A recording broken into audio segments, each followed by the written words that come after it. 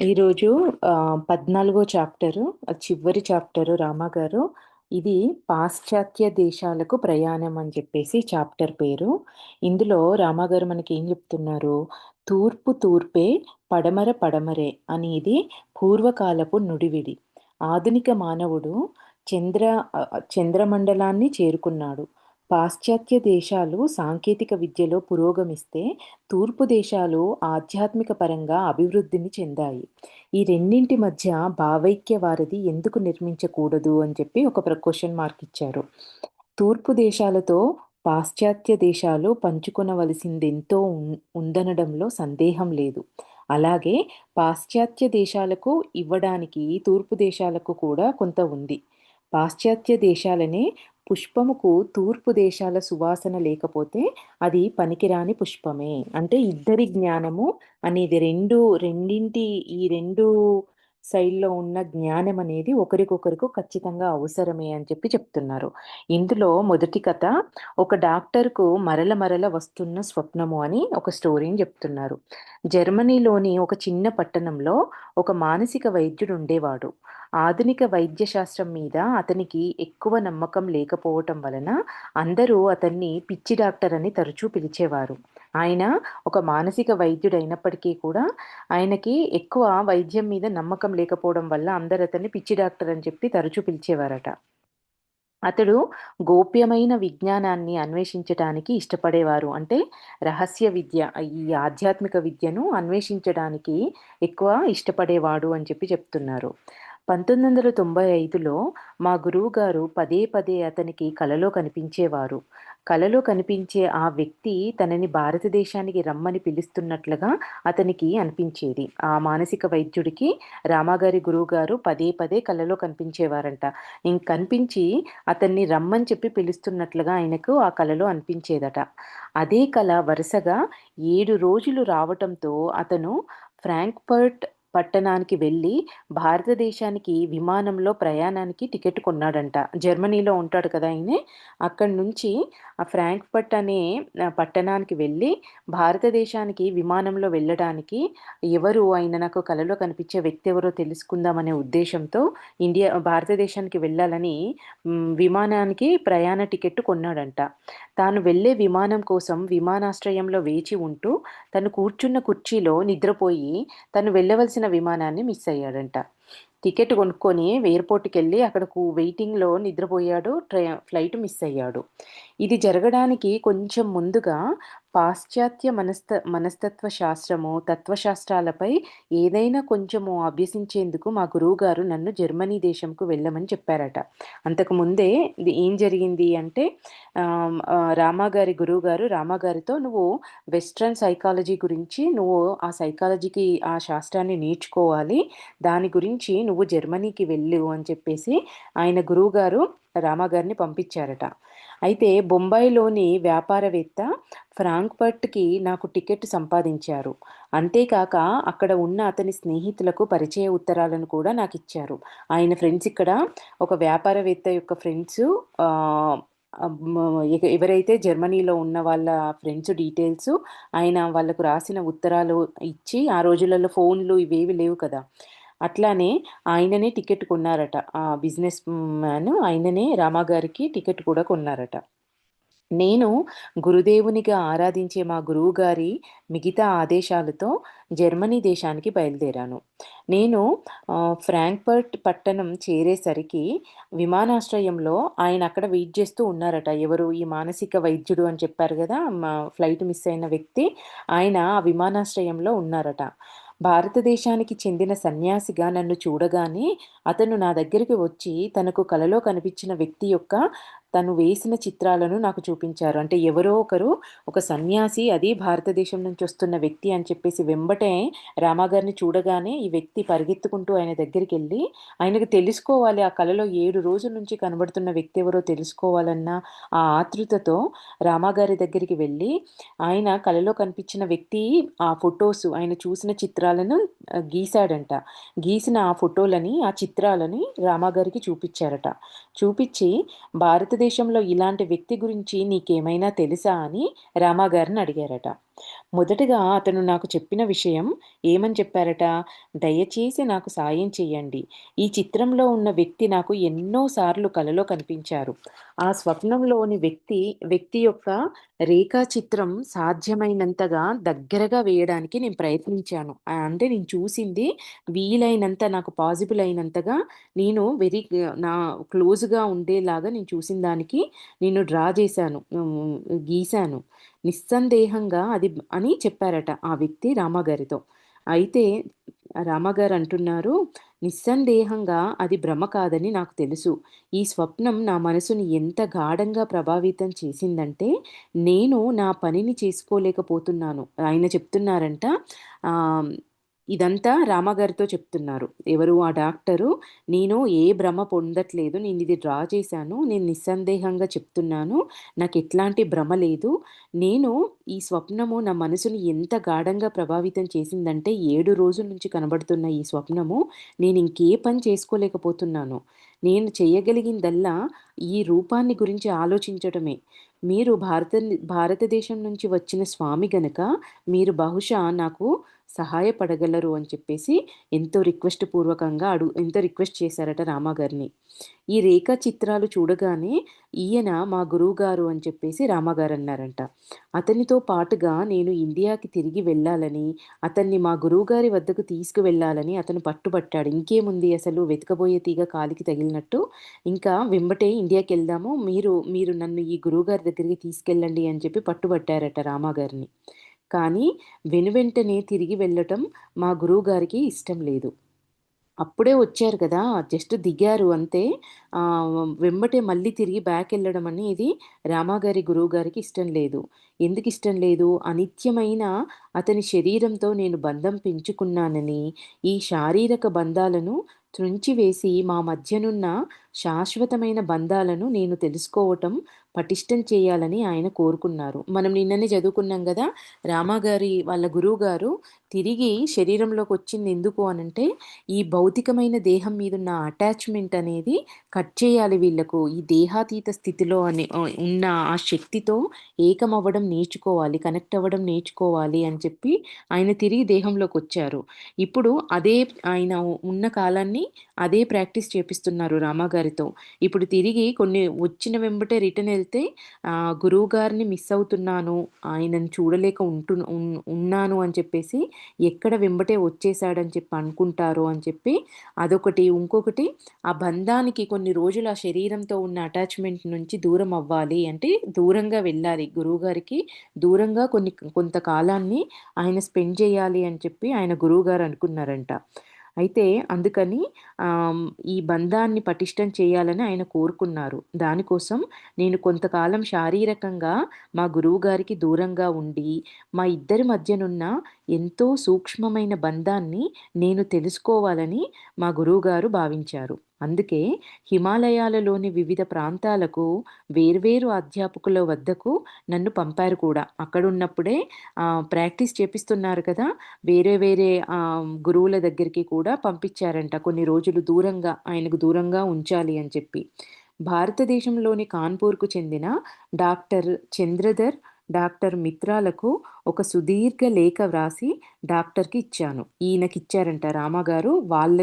వాళ్ళకి ఈ పలానా వ్యక్తి గురించి డీటెయిల్డ్‌గా అన్నీ లెటర్ రాసి ఈ మానసిక డాక్టర్‌కి ఇచ్చారంట. జ జాగేశ్వర్‌లోని ఆలయం పక్కన బస చేస్తూ ప్రొఫెసర్ నిక్సన్ అంటే ఈయన పూర్వాశ్రమంలో ప్రొఫెసర్ నిక్సను ఆయన ఆయన పేరు మార్చుకొని ఆధ్యాత్మికంగా వచ్చిన తర్వాత కృష్ణ ప్రేమయ్యారు. అలాగే డాక్టర్ అలెగ్జాండర్ అంటే ఆనంద బిక్కు. వాళ్ళకు ఆల్రెడీ రామాగారి గురువుగారి దగ్గర వాళ్ళు ఆహ్, ఆయ రామగారి గురువుగారు వీళ్ళకు బోధిస్తున్నారంట. వాళ్ళకు బోధిస్తున్న మా గురువుగారి వద్దకు ఆయన్ను పంపమని ఆ ఉత్తరంలో కోరాను. ఈ మానసిక వైద్యుడున్నాడు కదా!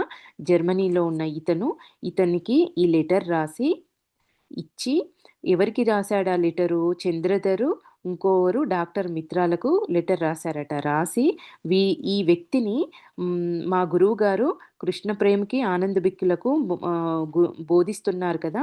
వాళ్ళకు బోధిస్తున్న చోటుకు ఈయనని తీసుకెళ్ళండి అని చెప్పేసి లెటర్‌లో కోరారంట. కాన్పూర్ డాక్టర్ల సహాయంతో జర్మన్ డాక్టరు మా గురువుగారిని కలుసుకొని ఆయనతో 3 రోజులు గడిపారంట రామగారి గురువుగారితో. గడిపి తిరిగి జర్మనీ దేశానికి వెళ్లారు. ఆ తర్వాత యూరప్ దేశంలో ఉన్న వేర్వేరు సంస్థలకు, విశ్వవిద్యాలయాలకు వెళ్ళటానికి నాకు ఏర్పాట్లు చేశారు రామగారికి. గొప్ప వైద్యులను, మనస్తత్వ నిపుణులను అనేక మందిని నేను కలుసుకున్నాను. యూరప్ ఖండానికి సంబంధించి అనేక దేశాలు వెళ్ళి, చాలా సంస్థల్లో, విశ్వవిద్యాలయాల్లో చదువుకున్న తర్వాత నేను భారతదేశానికి తిరిగి వచ్చాను. ఇక్కడ చూడండి 2 ప్రయోజనాలున్నాయి. వెస్టర్న్ సైకాలజీ వాళ్ళ తత్వజ్ఞానం గురించి నేర్చుకోవడం, వీళ్ళ సైకాలజీ గురించి ఆయన చదువుకోవడము ఒకటి. దానిలో భాగంగానే రామగారు ఈ వెస్టర్న్ కల్చర్‌లో ఇక్కడ ఉంటూ, ఇక్కడ ఆయన మన మన ఆధ్యాత్మిక జ్ఞానాన్ని ఇక్కడ స్ప్రెడ్ చేయాలి. ఆయన లక్ష్యమే అది. ఒకటి ఆ పని జరుగుతుంది.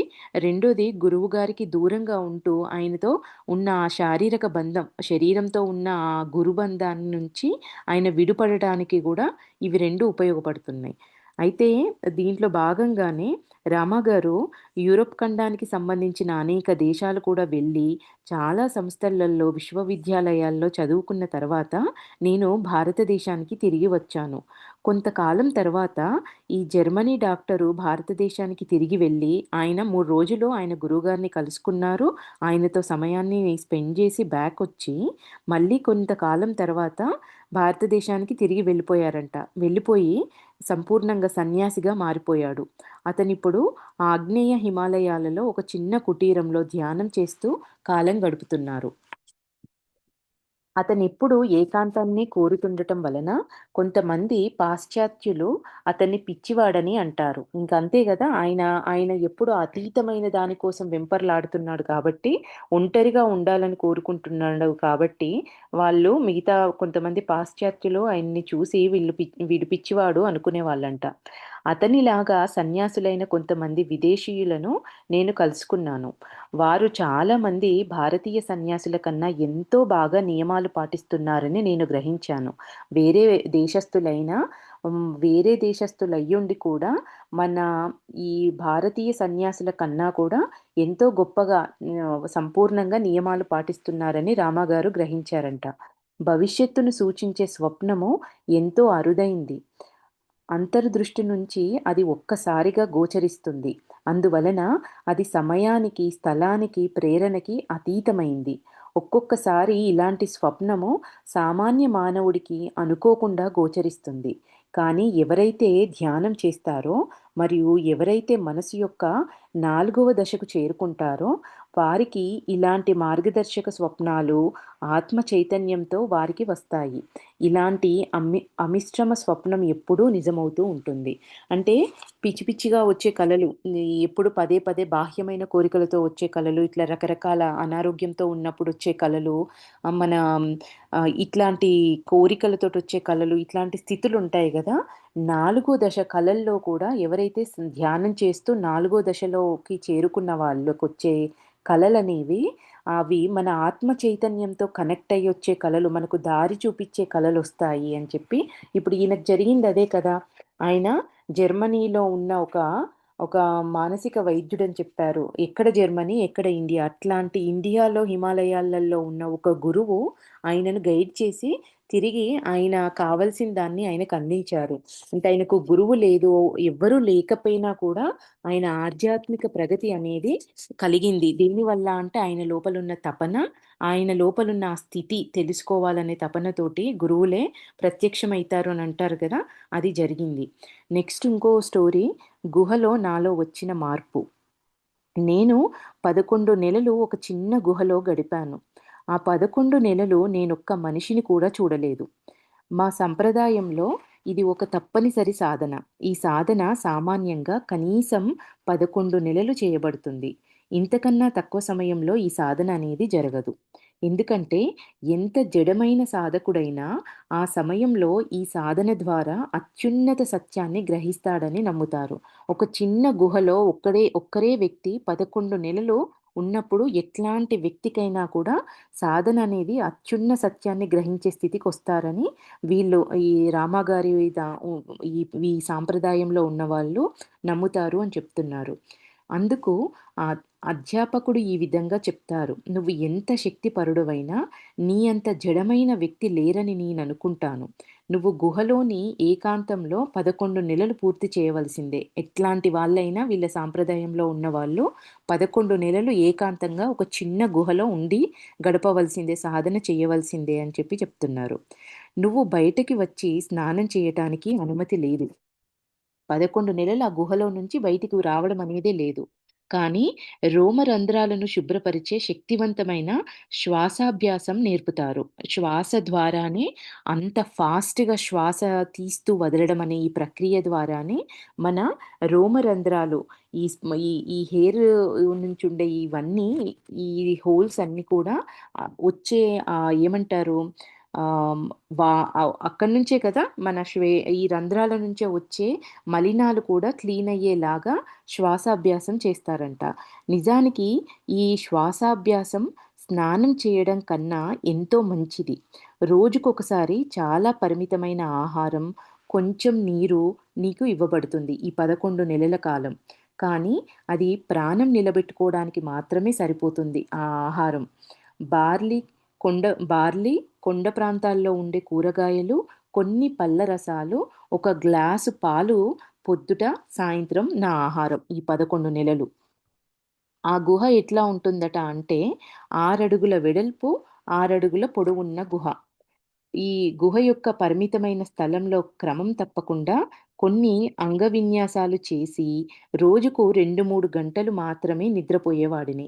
11 నెలల పాటు రోజుకు 2, 3 గంటల పాటు మాత్రమే నిద్రపోతూ, ఇట్లా శరీరాన్ని నిలబెట్టుకోవడానికి సరిపడేంత ఆహారాన్ని తీసుకుంటూ, ఆ చీకటి గుహలో నుంచి బయటికి రాకుండా సాధన చెయ్యాలంట. అది రామాగారు చేస్తున్నారు.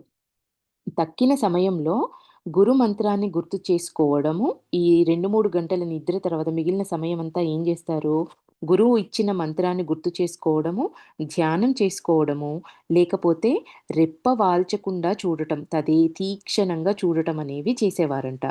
రోజుకు 3 సార్లు చాలా తీక్షణంగా, ఎంతో జాగ్రత్తగా ప్రాణాయామం చేసేవాడిని. గుహద్వారం మూసి ఉండేది. కానీ అనవసరమైనవి కొట్టుకుపోవటానికి ఒక కలుగు అనేది ఉండేది. అంతేకాక ఒకే కాంతి కిరణం రాగలిగేలా గుహ కప్పుకి సూది మునంత చిన్న రంధ్రం ఉండేది. ఒకే ఒక బిందువు పైన మనసును ఏకాగ్రతతో నిలుపుకోవటానికి సహాయపడటం కోసం ఈ సూక్ష్మమైన రంధ్రం ఉండేది. తీక్షణంగా చూసేవాడిని అని చెప్తున్నారు గదా! ఆ వెలుగు వైపుకు తీక్షణంగా సాధన చేయటానికి గూడా ఈ సూక్ష్మమైన రంధ్రం అనేది ఉపయోగపడుతుంది అంటున్నారు. నువ్వు అలాగ జరగాలని కోరుకున్నా కూడా దానంతట అదే జరిగిపోతుంది. అంటే తీక్షణంగా నేను ఒక దాని మీద ఫోకస్ పెట్టుకొని, నేను ఆ స్థితికి చేరుకోవాలని నువ్వు కోరుకున్నా కూడా దానంతట అదే జరిగిపోతుంది. బాహ్యంగా ఏదో ఒక దాన్ని నువ్వు చూడాల్సిన అవసరమేం లేదు అని చెప్తున్నారు. ఆ పరిస్థితిలో ఏకాగ్రత కోసం నువ్వు ఎటువంటి ప్రయత్నం చేయనక్కర్లేదు. ఎందుకంటే అక్కడ ఒకే ఒక కాంతి కిరణం తప్ప ఇంకేమీ లేదు. అటువంటి ఏకాంతంలో ధ్యానం నేర్చుకోకుండా రోజంతా ఇంకేం జేస్తావు? అంటే ఇంక వేరే మార్గం లేదు. ఇంక నువ్వు అది తప్ప ఇంకేది చెయ్యలేవు. నీ స్థితి కూడా దానికే దారి తీస్తుంది. ధ్యానంలో ఏకాగ్రత వైపుకు వెళ్ళటానికే దారి తీస్తుంది అని చెప్తున్నారు.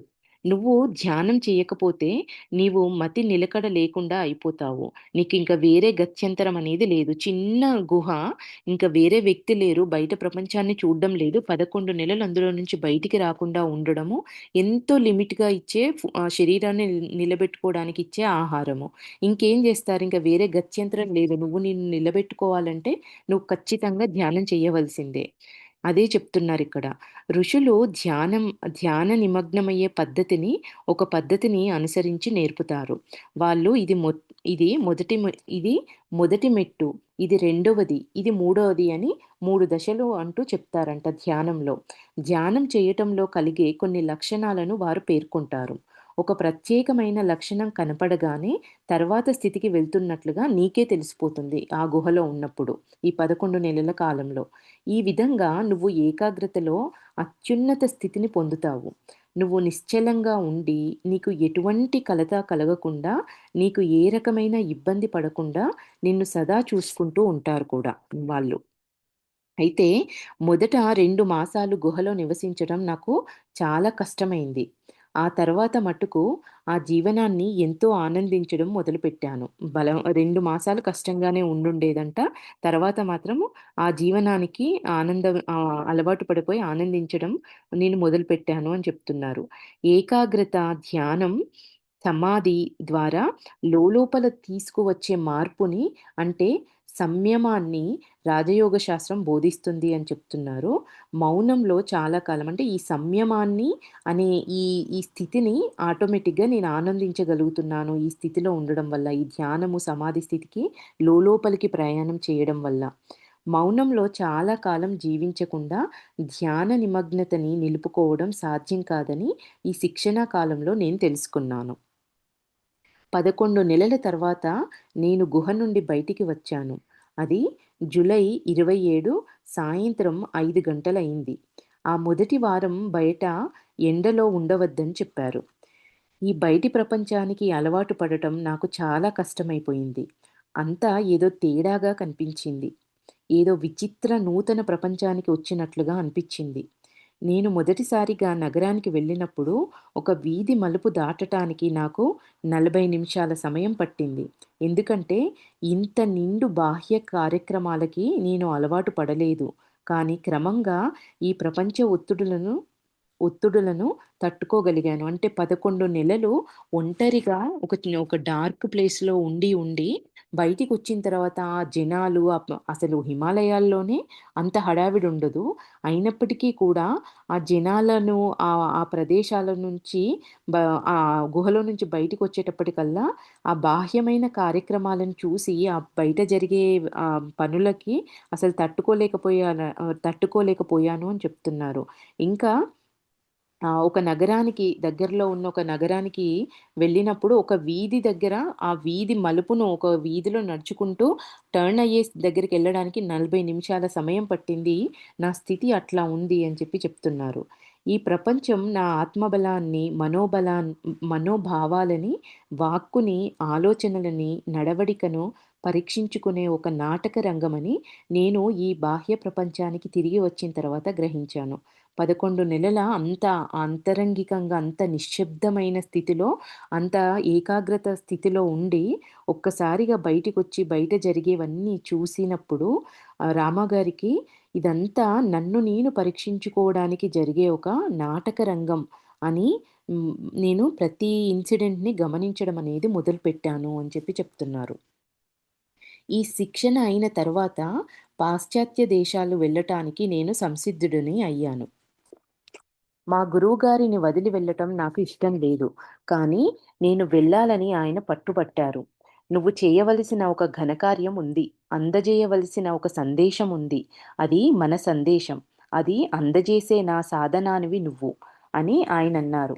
రామాగారితో ఆయన గురువుగారు చెప్పారట, "నువ్వు చెయ్యవలసిన ఒక లక్ష్యం ఉంది నీకు. ఒక ఘనకార్యం ఉంది. అందచేయవలసిన ఒక సందేశం ఉంది. ఆహ్, పాశ్చాత్య దేశాలకు అందజేయవలసిన సందేశం ఉంది. అది అంటే ఈ రామాగారి వీళ్ళ ఆచార పద్ధతులు, వీళ్ళ కల్టులో ఉన్న మన సందేశం అది. మనం అందజేయాల్సిందే. అది అందజేసే నా సాధనానివి నువ్వు" అని ఆయనన్నారు. ఆ తర్వాత నన్ను జపాన్ దేశం వెళ్ళమని గురువుగారు ఆదేశించారు. అమెరికా దేశం వెళ్ళటానికి సహాయపడే ఒక పెద్ద మనిషిని జపాన్ దేశంలో నువ్వు కలుసుకుంటావని మా గురువుగారు చెప్పారు. నేను కేవలం $8 కలకత్తా నుండి టోక్యోకి విమానంలో బయలుదేరాను. హాంకాంగ్ పట్టణంలో విమానం ఆగినప్పుడు విమానాశ్రయంలో నేను టీ తాగాను.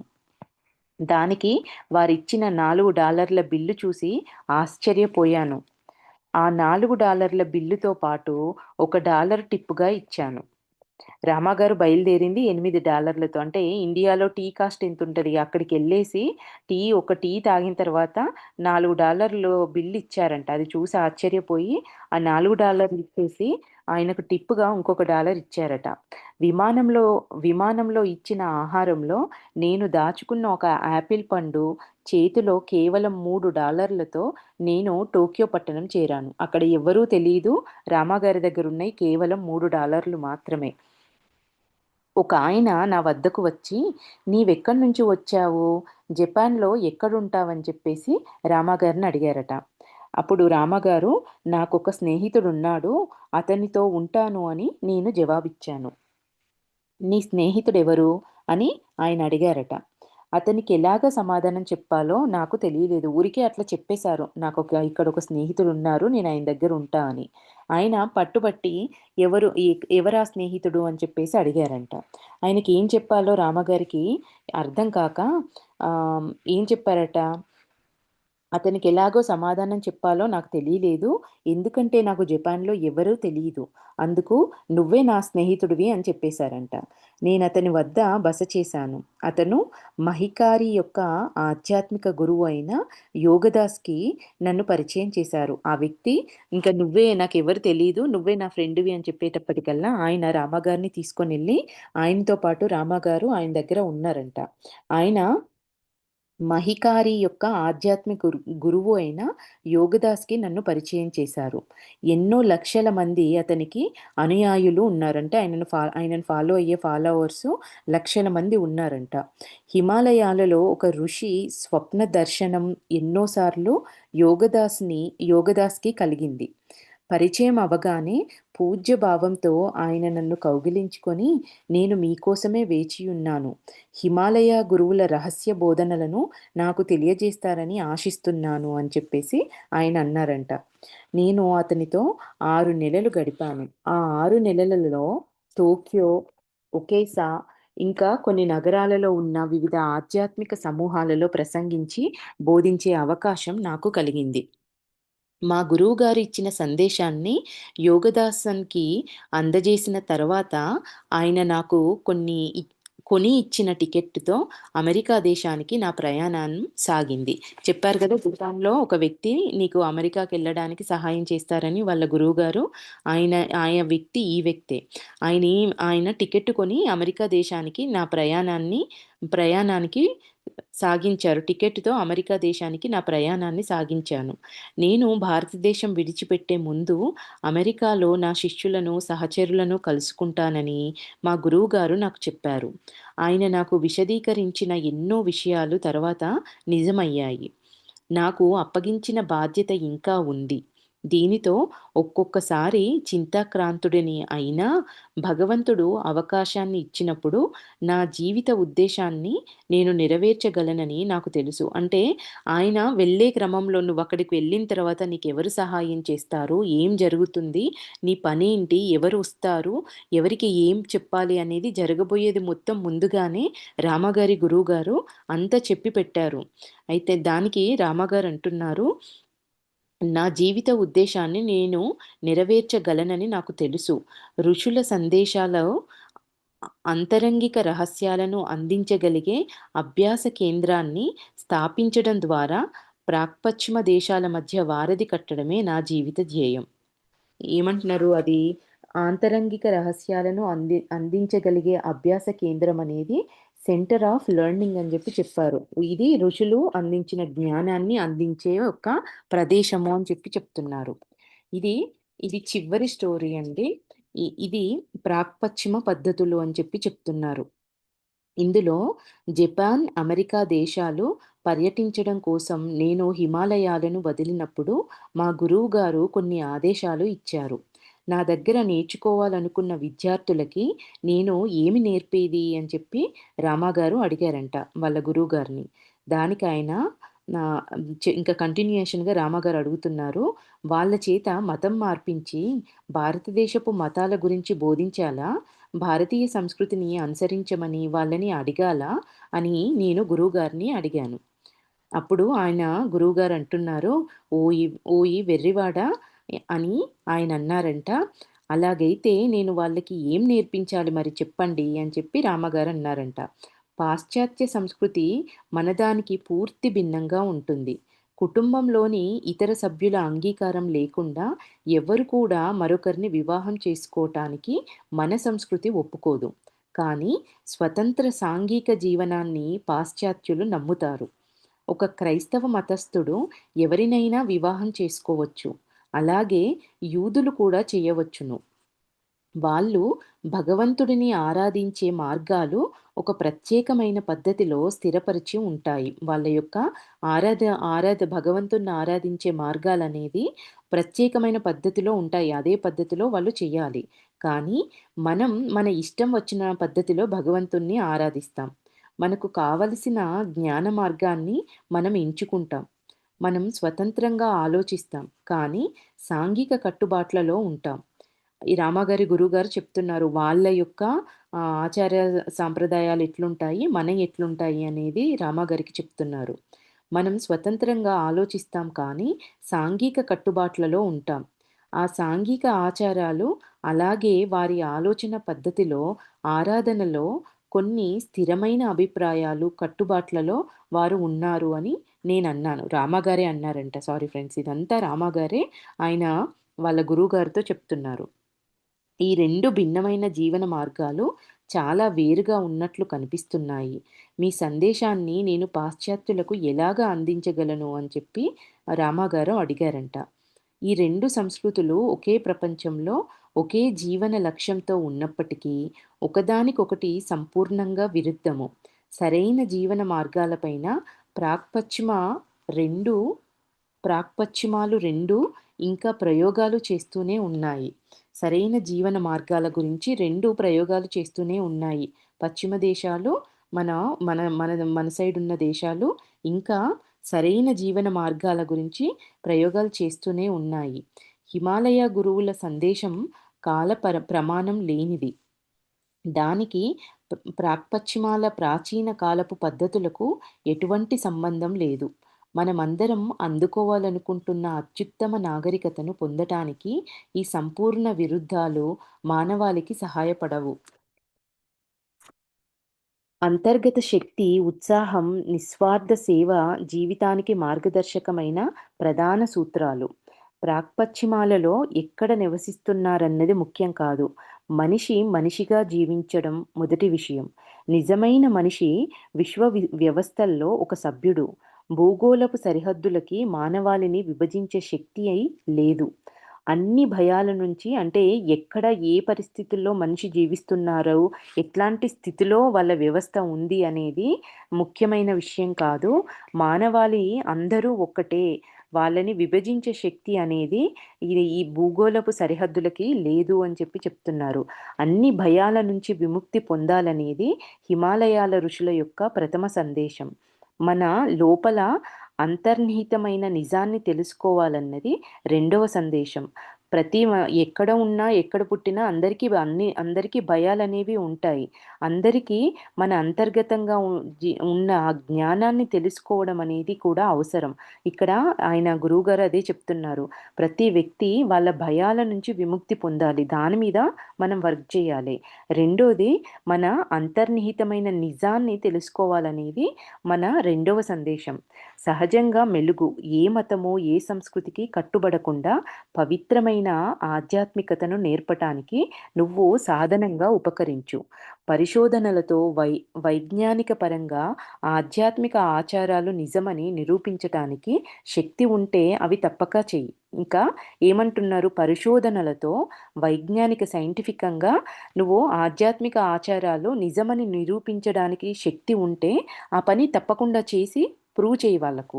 దైవం నీకు దారి చూపుగాక అని చెప్పి ఈ విషయాలు చెప్పి ఆయన అన్నారంట. ఆయన గురువుగారు చెప్పారంట. అప్పుడు రామాగారు భక్తిపూర్వకంగా ఆయనకు నమస్కరించి నా ప్రయాణాన్ని ప్రారంభించాను.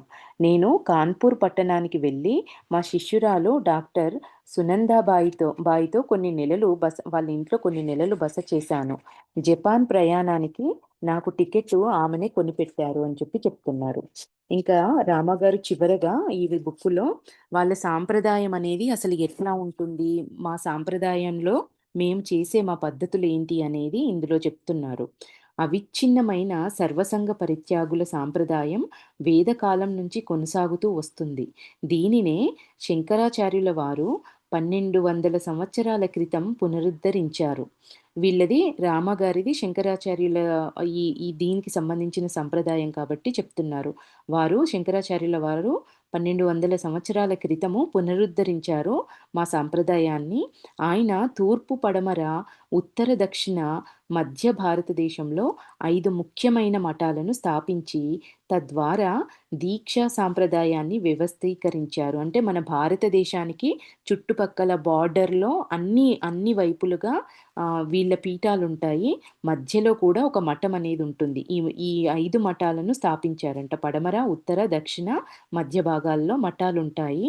వాటిని స్థాపించారు. తద్వారా దీక్షా సాంప్రదాయాన్ని వ్యవస్థీకరించారు. భారతదేశంలో సమస్త సన్యాస బృందాలు తమ సాంప్రదాయ పుట్టుపూర్వోత్తరాలను ఈ 5 కేంద్రాలలో ఏదో ఒక దానిలో చూడగలుగుతారు. మా సాంప్రదాయము, రామగారి సాంప్రదాయం వచ్చేసి భారతి. అంటే భారతీ తీర్థస్వామి ఇట్లా అంటాం గదా! ఆ సాంప్రదాయానికి సంబంధించిన వాళ్ళు రామగారు. ఇక్కడ భారతి అంటే ఏంటో చెప్తున్నారు. భా అంటే తెలివి. రతి అంటే ప్రేమికుడు లేక ప్రేమికురాలు. భారతి అంటే జ్ఞానాన్ని ప్రేమించేవాడు అని అర్థమంట. ఇందులో నుండి వచ్చింది భారతి అనే పదం. అంటే ఇక్కడ ఆధ్యాత్మిక విజ్ఞానంతో ఉన్న భూమి భారతదేశము అంటే ఆధ్యాత్మిక విజ్ఞానంతో ఉన్న భూమి అని అర్థమంట. ఇండియాకు వాడే సంస్కృత పదాలలో ఇది కూడా ఒకటి అని చెప్తున్నారు. మా సాంప్రదాయానికి ఒక ప్రత్యేకత ఉంది. శంకరాచార్యుల వారికన్నా ముందున్న తెంపులేని ఋషుల వంశావళిలో ఇది అనుసంధానమవుతుంది. అంటే శంకరాచార్యుల కన్నా కూడా ముందు నుంచి కూడా వీళ్ళ వీళ్ళ ఈ ఋషి పరంపర అనేది కంటిన్యూ అవుతూ వస్తుంది అని చెప్తున్నారు. మా హిమాలయ సాంప్రదాయం శంకరుల వారి సాంప్రదాయం అయినప్పటికీ ఇది నిర్మలమైన సన్యాస సంప్రదాయం. భారత మైదాన ప్రాంతాలలో ఏర్పాటు చేయబడిన సంస్థలతో సంబంధం కలిగి ఉండటానికి బదులు దీనిని హిమాలయ గుహలలో సాధన చేస్తారు. ఇక్కడ మైదాన ప్రాంతాలంటే ఇట్లా మనలాంటి నగరాలలో నివసించే ప్రదేశాలు అని. భారత మైదాన ప్రాంతాలలో ఏర్పాటు చేయబడిన సంస్థలతో సంబంధం కలిగి ఉండటానికి బదులు దీనిని హిమాలయ గుహలలో వీళ్ళు సాధన చేస్తారు అని చెప్తున్నారు. ఋషులు నేర్పే ప్రత్యేకమైన ఉన్నత ఆధ్యాత్మిక సాధనతో పాటు మా సాంప్రదాయంలో ఉపనిషత్తులు నేర్చుకోవటం అనేది చాలా ముఖ్యం. ఇందులో ముఖ్యమైనది మాండ్యూకోపనిషత్తు ప్రామాణికమైన వేదాలలో ఒకటిగా అంగీకరింపబడింది. ఇందులో ఉన్నవాళ్ళు ఖచ్చితంగా ఈ సాంప్రదాయంలో ఉన్నవాళ్ళు ఆధ్యాత్మిక సాధనలతో పాటు ఈ ఉపనిషత్తులు నేర్చుకోవడం కూడా చాలా ముఖ్యమంట. అయితే ఇంకేమంటున్నారు, శ్రీ విద్య యొక్క జ్ఞానాన్ని దశల వారీగా ఇందులో అందిస్తారు. దీని సాధన విషయాలను విశదీకరించే ప్రయోగ శాస్త్రాన్ని ఉన్నత స్థాయి విద్యార్థులకు నేర్పుతారు. సమస్త సృష్టికి మూల కారణమైన తల్లిదండ్రులను ఇద్దరిని మేము నమ్ముతాము. మా ఆరాధనలో మాయ అని పిలువబడేది తల్లి అవుతుంది. ఏమంటున్నారు ఇక్కడ? సమస్త సృష్టికి మూల కారణమైన తల్లిదండ్రులు, వాళ్ళని మేము నమ్ముతాము అంటున్నారు. అయితే మా ఆరాధనలో మాయ అని పిలువబడేది తల్లి అవుతుంది. ఈ మాయ అనే తల్లి ఆధ్యాత్మిక జ్ఞానాభివృద్ధికి ఆటంకంగా ఉండదు, తడబాటు కలగజేయదు. మా ఆరాధనంతా అంతర్గతంగా జరుగుతుంది. మేము ఎలాంటి ఆచార కర్మలను చేయము. మా సాంప్రదాయం ప్రకారం ఉపదేశం ఇవ్వటానికి 3 దశలున్నాయి. మొదటిది మంత్రము. అంటే ఒక్కొక్క దశలో వాళ్ళు మెచ్యూర్ అంటే దాన్ని ప్రావీణ్యత సాధించిన తర్వాత నెక్స్ట్ దశకెళ్తారు. మొదటి దశలో విద్యార్థికి ఇచ్చేది ఏంటి అంటే మంత్రం ఇస్తారంట. ఈ మంత్రము శ్వాస పరిజ్ఞానము, ధ్యానము. రెండవది అంతర్గతంగా శ్రీ విద్య ఆరాధన. బిందు భేదన అంటే సూక్ష్మ బుద్ధి అనే ఆనిముత్యాన్ని ఛేదించడం. ఈ బిందు భేదన అనే విద్యని రెండవ స్థితిలో ఇస్తారంట. మూడవది శక్తిపాత కుండలిని శక్తిని సహస్రాల చక్రం అనే 1000 దళాల పద్మము వద్దకు నడిపింపజేయడము. అంటే ఈ కుండలిని శక్తి అనేది కింది నుంచి మూలాధారం నుంచి సహస్రారం వరకు మనము ట్రావెల్ చేసే విద్యని అభ్యసిస్తారంట మూడో స్థితిలో. ఈ దశలో ఏ ప్రత్యేకమైన జాతి, మత, లింగ వర్ణాలతో మేము సంబంధం అనేది పెట్టుకోము. ఇలాంటి వారు యోగులు, గురువులు అని పిలువబడతారు. వారికి సాంప్రదాయ జ్ఞానాన్ని నేర్పేందుకు అనుమతి ఇవ్వబడింది. ఋషుల క్రమశిక్షణ మేము ఖచ్చితంగా అనుసరిస్తాము. అంటే ఈ 3 స్థితులలో ప్రావీణ్యత సాధించిన వాళ్ళు ఋషులు వాళ్ళే తిరిగి ఈ సాంప్రదాయ జ్ఞానాన్ని నేర్పేందుకు అనుమతి అనేది ఇవ్వబడుతుందంట. వీళ్ళు వీళ్ళు ఋషుల క్రమశిక్షణని మేము ఖచ్చితంగా అనుసరిస్తాము అని చెప్పి చెప్తున్నారు. ప్రయోగశాస్త్రంలోని రహస్య బోధనలను వివరంగా చర్చించడం నాకు సాధ్యం కాదు. ఎందుకంటే పూర్తిగా సంసిద్ధుడై, దానికి అర్పితుడై ఆత్మ నిగ్రహాన్ని అత్యున్నత స్థితి వరకు సాధన చేసిన వానికి తప్ప నేర్పకు అని చెప్పబడిందంట. వీళ్ళ దాంట్లో ఏం చెప్తున్నారు అనంటే పూర్తిగా సంసిద్ధుడయి, దానికే అర్పితుడై ఆత్మ నిగ్రహాన్ని అత్యున్నత స్థితి వరకు సాధన చేసే వారికి, ఆ స్థితిలో ఉన్న వాళ్ళకి తప్ప వేరే ఎవ్వరికీ నేర్పకు అని మా దాంట్లో చెప్పబడింది అని చెప్తున్నారు. గతంలో ఋషుల అనుభవాల ద్వారా సాధించిన ఈ అంశాల నిజాన్ని నిరూపించవచ్చును. అంటే వాళ్ళ పరంపరలో ఉన్న ఋషులు వాళ్ళ అనుభవ జ్ఞానాన్నితో వాళ్ళు సాధించిన వాటిని నిజ రూపంగా ప్రూవ్ చేయొచ్చును అని చెప్పి చెప్తున్నారు శిష్యులకి. మా మార్గంలో గురుదేవుడు భగవంతుడు కాడు. కానీ ఆయన అంతరాత్మ శుద్ధిగా నిజమైన జ్ఞాన దశకు పొందినవాడు. అంటే ఆయనే దేవుడిగా మా పరంపరలో మేము కొలవము. గురువుని భగవంతుడిగా మేము కొలవము. కానీ అంతరాత్మ శుద్ధిగా నిజమైన జ్ఞాన దశను పొందినవాడుగా గుర్తిస్తారంట. జ్ఞానం పొందటానికి గురు కటాక్షము గొప్ప మార్గమని మేము నమ్ముతాము. కానీ ఎప్పుడు కూడా అదే తుది అని మేము అనుకోము. శిష్యుడు పరిపూర్ణత పొందటంలో నిస్వార్థంగా సహాయం చేయడం అనేది గురువు యొక్క ముఖ్యమైన విధి మా పరంపరలో అని చెప్తున్నారు. ఇంకా మా సాంప్రదాయం ఈ కింది విషయాలను విస్పష్టంగా గుర్తిస్తుంది అని చెప్పి కొన్ని ఏంటా విషయాలనేది ఎక్స్ప్లెయిన్ చేస్తున్నారు. వీళ్ళు పరమాత్ముడు ఒక్కడే, వేరే ఇంకొకడు లేడు అనేది మా మొదటి సిద్ధాంతము అని చెప్పి చెప్తున్నారు. ఇంకా వేరే ఎవ్వరూ లేదు, ఉన్నది ఒకే ఒక్కడు ఆ పరమాత్మని అని చెప్పేసి మా సిద్ధాంతం మొదటిది. ఇంకా మానవాళికి నిస్వార్థంగా సేవ చేయటం, ప్రేమను వ్యక్తం చేసే ఒక భావం. దీనిని వ్యక్తి మనస, వాచ, కర్మన అనుసరించాలి. వీళ్ళ రెండో సిద్ధాంతం ఏంటి అనంటే మానవాళికి నిస్వార్థంగా సేవ చేయటం, ప్రేమను వ్యక్తం చేసేది అనేది నిస్వార్థంగా సేవ చేయటం అనేది మనలోని ప్రేమను వ్యక్తం చేసే ఒక విధానం వీళ్ళ దాంట్లో అని చెప్తున్నారు. వ్యక్తికి మనస, వాచ, కర్మన దీనిని మేము అనుసరిస్తాము అని కూడా చెప్తున్నారు. ఉన్నత అభ్యాసాలకు మొదటి మెట్టుగా పతంజలి యోగ పద్ధతిని మా సాంప్రదాయంలో మేము అంగీకరించాము.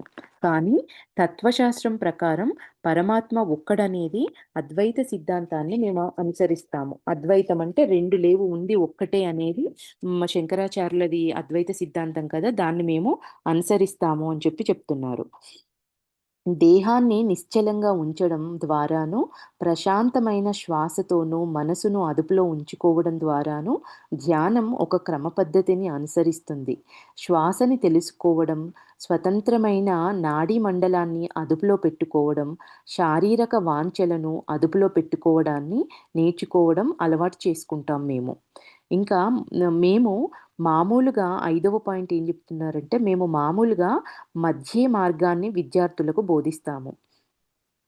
అంతకన్నా ఎక్కువ నేర్చుకోవటానికి సిద్ధపడే వాళ్లకు ఉన్నతమైన సాధనని నేర్చుకునే అవకాశం ఉంది. ఈ ప్రపంచంలో ఉంటూ దానికి అతీతంగా తమ నిత్య జీవితం గడపటానికి సామాన్య మానవులకు సహాయపడుతుంది కూడా. అంటే అందరూ స్వాముల్లాగానే ఇట్లనే ఉండాల్సిన అవసరం లేదు. ఈ సాంసారిక జీవితంలో ఉన్న వాళ్ళకి మధ్య మార్గం అనేది ఉపయోగపడుతుంది అని చెప్తున్నారు. ఈ ప్రపంచంలో ఉంటూ దానికి అతీతంగా తమ నిత్య జీవితం గడపడానికి సామాన్య మానవులకు ఇది సహాయపడుతుంది అంటున్నారు. విదేశీ విద్యార్థుల సౌలభ్యం కోసం మా పద్ధతి సూపర్ కాన్షియస్ మెడిటేషన్ అని పిలువబడుతుంది. నేను ఈ సాంప్రదాయానికి చెందిన హిమాలయ ఋషుల జ్ఞానాన్ని అందించే దూతని మాత్రమే అని రామగారు చెప్తున్నారు.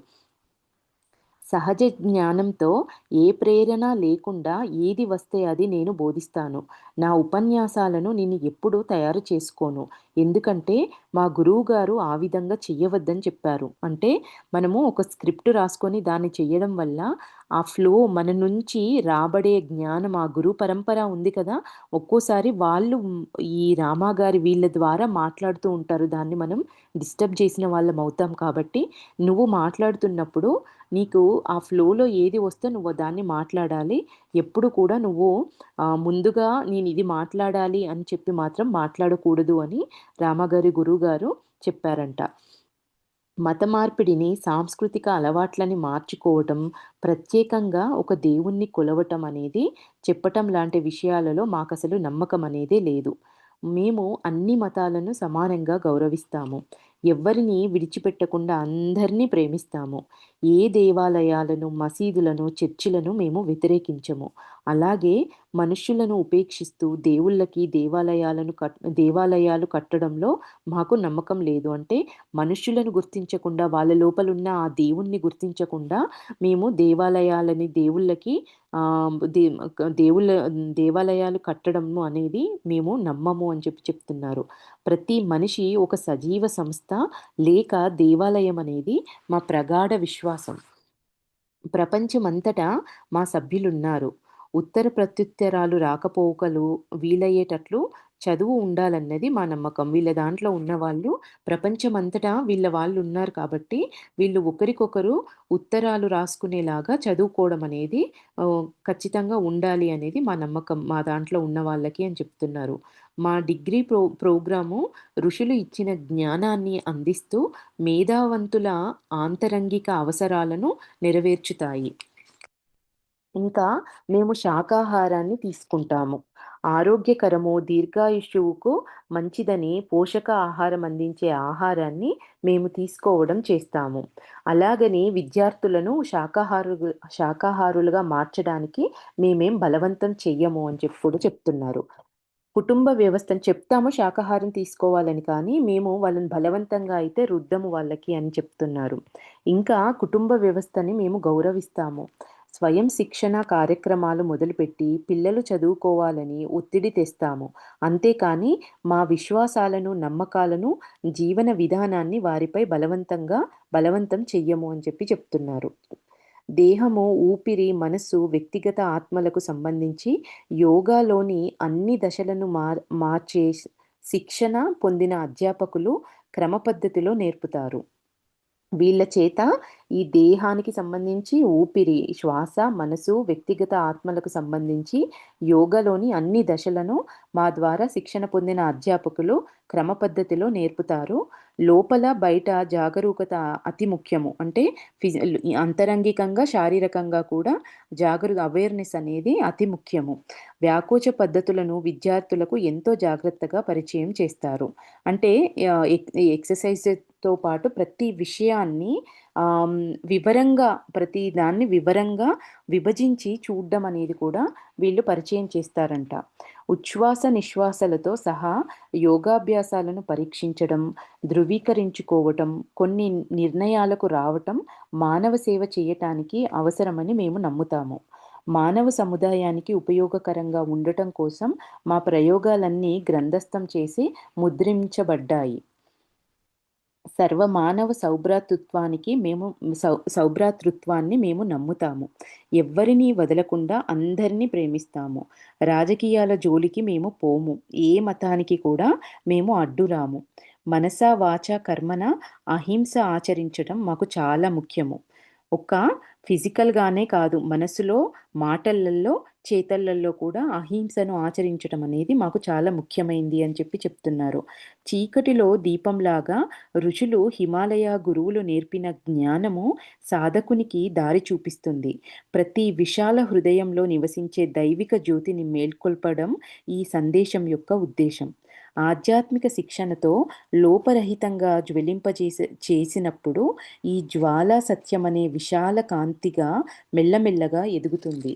అది పటిష్టమై మనసు గుండా ఎదుగుతూ మన మనో ఆకాశాల గుండా పోతూ దివ్య కాంతులీనే స్వర్గంలోనికి ప్రవేశిస్తుంది. ఇది జీవ సంబంధమైన లేదా నరాలతో కూడిన మెదడులోకి ఎగబాకుతూ మన మనో ఆకాశం గుండా సాగిపోతూ అంతిమంగా శాశ్వత సత్యంలోని తన పరమాధామ పర పరమాధామమైన జ్యోతి స్వర్గంలోకి ప్రవేశిస్తుంది. అప్పుడు ప్రకాశమానుడైన ఆ సాధకుడు మహిమాన్విత శక్తులతో తన స్వర్గధామంలో ఆసీనుడై అనంత దివ్యానందామృతాన్ని గ్రోలుతాడు. శాశ్వతుడైన ఈ బిడ్డ విశ్వమాతాపితరులైన బిడ్డడై సర్వవేళలా జగన్మాతచే పరిరక్షింపబడతాడు. ఈ అలౌకిక పారవశ్యపు ఆశీస్సుల బిడ్డ పరమానందం త్రావింపబడుతూ దివ్యుడుగా నిలిచిపోతాడు. అతడు ఒక జ్ఞాని, అవిశ్రాంత సందేశకుడు, ఆధ్యాత్మిక పథముగా ఆధ్యాత్మిక పథగాముల కొరకై సదా మేల్కొంచి ఉండే మార్గదర్శి అవుతాడు. ఆ పథంలో అట్టి నేత మానవాళి కష్టాలు కడతీర్చడం కోసం, సహాయం కోసం, జ్ఞానం కలిగించడం కోసం వారి ముందు నడుస్తాడు. ఓం శాంతిః శాంతిః శాంతిః. ఇది ఈ బుక్ చివరి భాగం. ఏం చెప్తున్నారు ఈ బుక్ ఇందులో లాస్ట్‌గా అంటే మన ఆధ్యాత్మికత అనేది శరీరం నుంచి మొదలయ్యి మనసు గుండా ప్రయాణించి బుద్ధి మన మన చక్రాస్థితి నుంచి పైకి ఎగబాకి మన సహస్రాల స్థితి నుంచి అంతిమంగా శాశ్వత సత్యంలో పరమాధామమైన ఆ జ్యోతి స్వర్గంలోకి ప్రవేశిస్తుంది. అప్పుడు మనము ఆ పరమాత్మతో ఏకమైన స్థితిలో ఏకమవ్వగలుగుతాము. ఆధ్యాత్మికతలో అంతిమమైంది ఇంకా అదే. ఆ శాంతిలోకి మనం ఏకమవ్వడం అనేది ఇక్కడ రామ గారు చివరగా మనకు చెప్పేది. Thank you friends.